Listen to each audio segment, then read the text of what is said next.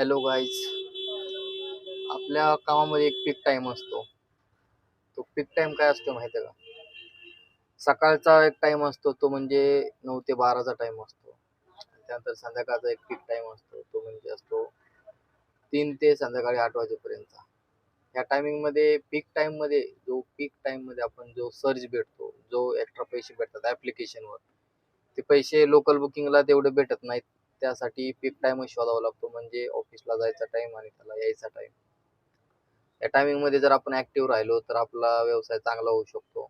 या टायमिंग मध्ये मला वाटतं सगळ्यांनी ऍक्टिव्ह राहायला पाहिजे. तर तुम्हाला रिक्षा व्यवसाय करायचा आहे, या टायमिंग मध्ये तुम्ही ऍक्टिव्ह राहा, जेणेकरून तुम्हाला तुमची कमाई डबल करता येईल. आता हे बघा, तर दिसतंय का तुम्हाला सगळे ऑटो थांबलेले आहेत. हे पीक टाइमची वाट बघतात. आता 3 वाजून गेलेत. आता इथून पुढे काम चालू होतं. या कामामध्ये आता इथून 8 वाजेपर्यंत सर्च भेटतो. ऍप्लिकेशन वाले सर्च ठेवतात, सर्च मध्ये एक्स्ट्रा पैसे ठेवतात. एक्स्ट्रा पैशामध्येच आपल्याला जास्त काम करता येतं आणि त्यामध्ये आपल्याला फायदा पण असतो. चला आता चालू करायचं आपल्याला काम. पीक टाइमचं काम ध्यानात ठेवा.